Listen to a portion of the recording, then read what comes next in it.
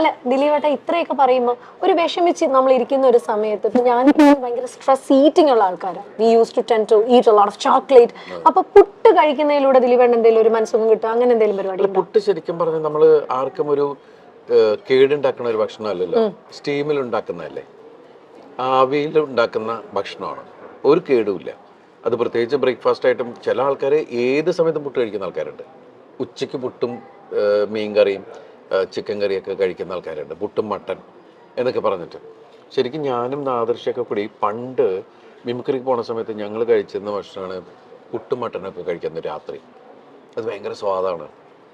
അപ്പം അവിടെ നിന്നാണ് ഞങ്ങൾ ഇങ്ങനെ സംസാരിക്കുന്ന സമയത്ത് ഒരു ദിവസം ഈ പാലാരിവട്ടത്ത് എത്തിക്കഴിഞ്ഞപ്പോൾ അവിടെ ഒരു വലിയൊരു പുതിയൊരു ഷോപ്പിംഗ് ഇത് വന്നിരിക്കും, ഒരു കെട്ടിടം വന്നിരിക്കുക. അപ്പം അതിൻ്റെ അടിയിലത്തെ ഇത് ഫുൾ ലൈറ്റൊക്കെ ഇട്ട് വെച്ചേക്കുക. അപ്പോൾ ഞങ്ങൾ ഇവിടെ ശരിക്കും പറഞ്ഞാൽ ഒരു ഇത് ചെയ്യാൻ പറ്റിയതാണ്, എന്തെങ്കിലും ഒരു റെസ്റ്റോറൻറ്റ് പോലെയൊക്കെ ചെയ്യാൻ പറ്റിയതാണ്. അപ്പോൾ ഞങ്ങൾ സംസാരിച്ച് പുട്ടുകട വന്നൂടാ എന്നൊക്കെ അങ്ങോട്ട് ഇങ്ങോട്ട് സംസാരിച്ച് ഞങ്ങൾ പോയി. ആ യാത്രയുടെ അവസാനമാണ് ഞങ്ങൾ വേറെ 2-3 സുഹൃത്തുക്കളൊക്കെ ഇട്ടിരുന്ന് സംസാരിക്കുന്ന ഒരു ഇതായിരുന്നു. മനസ്സിലായില്ലേ? ഇന്നിപ്പോൾ പഴംപൊരി മാത്രം മതി, അവിടെ പഴംപൊരിയും ബീഫും കൊടുക്കാം. ദിലീപേട്ടന്റെ ദി മോസ്റ്റ് ഹിറ്റ് കോംബോ ഇത് കണ്ടെത്തിയത് ദിലീപേട്ടനാണെന്ന് വരെയാണ് നമ്മൾ കേരളക്കാർ മനസ്സിലാക്കുന്നത്. അത് യാദൃശ്ചികമായിട്ട് സംഭവിച്ച ഒരു സാധനമാണ്. അതിനുമ്പൊക്കെ ആൾക്കാർ കഴിച്ചിട്ടുണ്ടാവട്ടെ. എന്നെ സംബന്ധിച്ചിട്ട് എനിക്ക് തോന്നിയ കാര്യം അത് കാണുമ്പോൾ നാവിൽ വെള്ളം ഊറുന്നുണ്ട്. എന്നാലും എങ്ങനെ കഴിക്കട്ടെ, കൈ കൊണ്ട് കഴിച്ചാൽ മതിയല്ലോ അല്ലേ? കൈ കൊണ്ടല്ലേ അത് കഴിക്കണ്ടേ, കാലുകൊണ്ട് കഴിക്കാൻ പറ്റുമോ? അല്ല, ശരി, ഫോർക്കൊന്നും അല്ലല്ല, കൈ കൊണ്ട് അതെടുത്തിട്ട് അതാണ് അല്ലേ. അത് ഈ പ്രത്യേകിച്ച് തക്കാളി ഒക്കെ കൂടി, തക്കാളി സവ അങ്ങനെയൊക്കെ ഉള്ള സാധനങ്ങൾ വരുമ്പോൾ അതിനൊരു വേറെ സ്വാദാണ്. ബീഫ് റോസ്റ്റ് ആണ് ഇതിന്റെ കോമ്പിനേഷൻ, എരിവും ബെസ്റ്റ് അതാണ്. മധുരവും എവിടെയോ ഒരു മിക്സ് ഓഫ് ലൈക്ക് എല്ലാത്തിന്റെ ഒരു അടിപൊളി കേട്ടോ. നല്ല പഴംപൊരി അല്ലേ? നല്ല പഴംപൊരി. പഴംപൊരി എന്ന് പറയുന്നത് മലയാളികളുടെ വികാരമായോണ്ട്. അല്ല, ദിലീപേട്ടൻ ഇപ്പൊ നമ്മൾ സിനിമകളെ പറയുമ്പോൾ ദിലീപേട്ടൻ ഏതെങ്കിലും, കാരണം ഒരുപാട് സിനിമകൾ ദിലീപേട്ടൻ ഇങ്ങനെ ചെയ്യുന്നുണ്ട്, ദിലീപേട്ടന്റെ ഡേറ്റ് ക്ലാഷ് കൊണ്ട് മാറിപ്പോയൊരു സിനിമ, അല്ലെങ്കിൽ അത് പിന്നെ കണ്ടപ്പോൾ അയ്യോ ചെയ്യാമായിരുന്നല്ലോ എന്ന് തോന്നിയൊരു പടം ഏതെങ്കിലും ഉണ്ടോ ദിലീപേട്ടൻ? അതായത് ഡേറ്റ് ക്ലാഷ് കൊണ്ട് മാത്രം മാറിപ്പോയ സിനിമകൾ വന്നിട്ട് വലിയ ഓഫേഴ്സിന്റെ തമിഴ് മലയാളം സിനിമകൾ അങ്ങനെ പലതും മാറിപ്പോയിട്ടുണ്ട്. ഇപ്പോൾ ശരിക്കും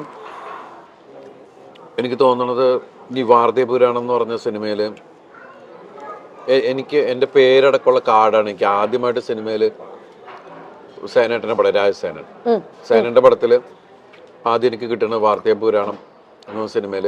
അതിനകത്ത് ദിലീപ് എന്നുണ്ട്. പക്ഷെ അന്ന് കണ്ടിന്യൂസ് എനിക്ക് തോന്നുന്നത് ജയറാമേട്ടനായിരുന്നു അഭിനയിച്ചത്. പക്ഷെ അന്ന് ജയറാമേട്ടൻ ഷോയ്ക്ക് പോകുന്നത് കൊണ്ട് ആ ഒരു സംഭവം ഉണ്ടായിരുന്നു. പക്ഷെ ആ ഷോയിൽ ഞാനും ഉണ്ടായിപ്പോയി. അപ്പൊ അതുകൊണ്ട് പിന്നെ എനിക്ക് ആ സിനിമയിൽ അഭിനയിക്കാൻ പറ്റിയില്ല. തമിഴിലൊക്കെ ഭയങ്കര വലിയ ഓഫേഴ്സ് എന്തെങ്കിലും എനിത്തിങ് ഇങ്ങനെ മാറി? അന്ന് നമ്മൾ കണ്ടിന്യൂസ് മലയാളം ചെയ്തുകൊണ്ടിരിക്കുന്ന സമയത്താണ് തമിഴിൽ നിന്ന് ഒരു പടത്തിന് വിളിച്ചിട്ട് ഞാൻ പിന്നെ ഒഴിവാവാൻ ഒരുപാട് ശ്രമിച്ചു നോക്കി. കാരണം നമ്മൾ മലയാളം പടത്തും ഇങ്ങനെ ശ്രദ്ധിച്ചുകൊണ്ടിരിക്കുകയല്ലേ. പിന്നെ പക്ഷെ വിജയൻ സാറ് നേരിട്ട് വിളിച്ചുകൊണ്ടാണ് പിന്നെ ഞാൻ ആ പടത്തിന് പോയത്. രാജ്യം എന്ന് പറഞ്ഞ സിനിമയിൽ, രാജ്യം ആ ഒരു സിനിമ ഞാൻ ചെയ്തിട്ടുള്ളൂ തമിഴില്. പിന്നെ ഞാൻ തമിഴിൽ ഡബ് ചെയ്തൊരു പടം ഇതാണ്, കേശു വീടിന്റെ നാഥൻ. തമിഴ് ഞാൻ തന്നെ ഡബ് ചെയ്തത്. നമ്മുടെ പഞ്ചാബി ഹൗസിൽ ഷാഹിദ് കപൂറിന്റെ ഊമയായിട്ടുള്ള ക്യാരക്ടറാണ് ദിലീപേട്ടനാണ് ശബ്ദം കൊടുത്തതെന്നൊക്കെ ഇപ്പൊ സോഷ്യൽ മീഡിയയിൽ ഭയങ്കര വാർത്തകളാണ്. അത് പ്രിയൻ സാർ പറഞ്ഞിട്ടാണ്. പ്രിയൻ സാർ ഷൂട്ട് ചെയ്യുമ്പോൾ തന്നെ പറഞ്ഞു, എടാ അത് ഞാൻ ചെയ്യിപ്പിക്കുന്നുണ്ട്, പക്ഷെ നീ ഒന്ന് സപ്പോർട്ട് ചെയ്യേണ്ടി വരും എന്ന് പറഞ്ഞിട്ടുണ്ടായിരുന്നു. അപ്പൊ ഞാൻ അങ്ങനെ ചെയ്തിട്ടുണ്ടായിരുന്നു. ആ ഊമ അതായത് ഷാഹിദ് കപൂർ ആയിരുന്നു ദിലീപേട്ടന്റെ റോള് ഹിന്ദിയിൽ ചെയ്തിട്ടുണ്ടായിരുന്നു ആദ്യം തന്നെ, ചുപ് ചുപ്കെ. അപ്പൊ അന്ന് ഷാഹിദ് കപൂർ ഒക്കെ ട്രൈ ചെയ്തിട്ടും പ്രിയൻ സാറൊക്കെ ഒട്ടും ഹാപ്പി അല്ലാത്തതുകൊണ്ട് ദിലീപേട്ടനെ വിളിച്ചിട്ടാണ് ആ ഊമയുടെ ശബ്ദം അവിടെ ഷാഹിദ് കപൂറിന് പോയി ദിലീപേട്ടൻ കൊടുക്കുന്നത്. നമ്മള് ആരോടും പറയട്ടാ, പ്രിയൻ സാറിന് വിഷമാവും, അങ്ങനെ നമ്മൾ പറയാൻ പാടില്ലല്ലോ. ആണല്ലേ? ഊമയല്ലേ ഏട്ടാ, ഡയലോഗ് ഒന്നും ഇല്ല, എന്നാലും മനസ്സിലായി. ഊമയാകുമ്പോ പിന്നെ വേറെ ആരും കേൾക്കുകയില്ലല്ലോ അല്ലേ? അല്ല, ഞങ്ങളൊരു 25 years ഓഫ് പഞ്ചാബി ഹൗസ് ഞങ്ങള് കണ്ടക്ട് ചെയ്തിട്ടുണ്ടായിരുന്നു. മൈൽ സ്റ്റോൺ പടമല്ലേ? ഞാൻ ഒരു കൾട്ട് എന്നൊക്കെ പറഞ്ഞ വേറൊരു സാധനമാണ് മീശോദൻ പഞ്ചാബി ഹൗസ് ഒക്കെ. എനിക്ക് കിട്ടിയ ഭാഗ്യങ്ങളിൽ ഒന്നാണ് അതൊക്കെ. ഏട്ടൻ ഇപ്പോഴും ഞാൻ ചോദിക്കട്ടെ, നിരന്തരമായി മെസ്സേജ് ചെയ്ത് തൊല്ലുന്ന വല്ലവരൊക്കെ ഉണ്ടോ? അങ്ങനെയല്ല, ഈ സ്നേഹപ്രകടനം ഇല്ലേ, ഭയങ്കരമായിട്ട് മെസ്സേജ് ചെയ്യുക സ്ഥിരമായിട്ട്. കാരണം അത്ര സ്നേഹം വരുമ്പോൾ നമ്മള് അങ്ങനെ അങ്ങനെയില്ല. അങ്ങനെ പ്രശ്നമില്ല. ദിലീപേട്ടന് പേടിയുണ്ടോ എന്തായാലും? ഞാൻ അങ്ങനെ മെറ്റീരിയലിസ്റ്റിക് ആയിട്ട് ചിലർക്ക് ഈ പഴുതാര, പാറ്റ, ചെലന്തി, പാമ്പ് അങ്ങനെയുള്ള എന്തെങ്കിലും ഫോബിയ ഉണ്ടോ ദിലീപേട്ടന്? ഞാൻ പറയില്ല. ഞാൻ എന്തിനെ പേടിക്കുന്നു, ഞാൻ എന്തിനെ സ്നേഹിക്കുന്നു എന്ന് പറഞ്ഞാൽ പേടിക്കുന്ന സാധനത്തിനെ കൊണ്ടുവന്ന് എൻ്റെ മുമ്പിലിട്ട് പേടിപ്പിക്കാനല്ലേ? ഞാൻ പറയില്ല. ദിലീപേട്ടൻ പേടിക്കാതെ ഒരു കാര്യം വാങ്ങിക്കുമെങ്കിൽ ഞാൻ തരാം, തന്നോട്ടെ. പേടിക്കരുത്, ഒന്നുകൊണ്ടും പേടിക്കരുത്. ചെറിയൊരു ചെടിയാണ് കേട്ടോ ചേട്ടാ. ഇത് അഡീനിയം പ്ലാന്റ്സ് ആണ്. ഫുൾ വീടുകളിൽ വെച്ച് പോസിറ്റിവിറ്റി നിറയ്ക്കുക എന്നുള്ളതാണ് ഞങ്ങളുടെ ലക്ഷ്യം. അങ്ങനെ കേരളത്തിൽ ഇത് ഒരുപാട് നടായിരുന്നില്ലേ? വീട്ടിൽ വെച്ച പോസിറ്റിവിറ്റി നിറയും. വീട്ടിലല്ല, ആദ്യം നമുക്ക് നന്നാക്കേണ്ടത് എന്താ? ആദ്യം വീട്ടിൽ വെച്ചാൽ ഓക്കെ, അത് കഴിഞ്ഞ് നിങ്ങൾ നാട്ടിൽ മൊത്തം വെക്കുമോ?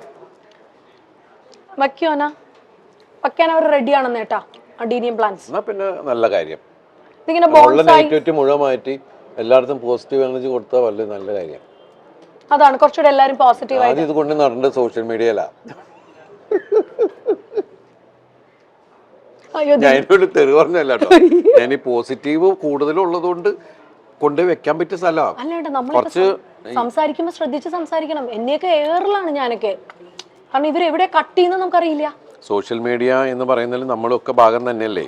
ആണ് ആണ്. എന്താ കുഴപ്പം? എന്നെ കാണുമ്പോൾ നമ്മളൊക്കെ ഇതിന്റെ ആൾക്കാരല്ലേ? ഇപ്പൊ ഇതിന്റെ അകത്തല്ലേ? അപ്പൊ അതുകൊണ്ട് അത് നമ്മുടെ വീട്ടിൽ കൊണ്ട് വെക്കുന്ന പോലെ തന്നെ ചിന്തിച്ചാൽ മതി. അത്രേ ഉള്ളൂ. അതുകൊണ്ട് ഏട്ടനെ ഞാൻ മനസ്സ് നിറഞ്ഞ് തങ്കമണിക്ക് വേണ്ടിയിട്ട്, തങ്കമണി സിനിമയ്ക്ക് വേണ്ടി മൈൽ സ്റ്റോൺ മേക്കേഴ്സിന്റെ എല്ലാ തങ്കമണി, ഞാൻ ഡുണ്ടുമണി, ഈ ഒന്നും പറയാനില്ലെന്ന് ഏട്ടന് ഞങ്ങളിത് ഇത് കൊടുക്കുകയാണ്. സോ തങ്കമണി മൂവിക്ക് ഒരു കൈയെടുത്ത് എല്ലാവരും കൂടി മൈൽ സ്റ്റോൺ മേക്കേഴ്സിന്. ചെടിയൊക്കെ ഉള്ളൂ അല്ലേ? മറ്റേ മീശ മാധവല്ല സലീം പറഞ്ഞ മാതിരി ഇതാണ്.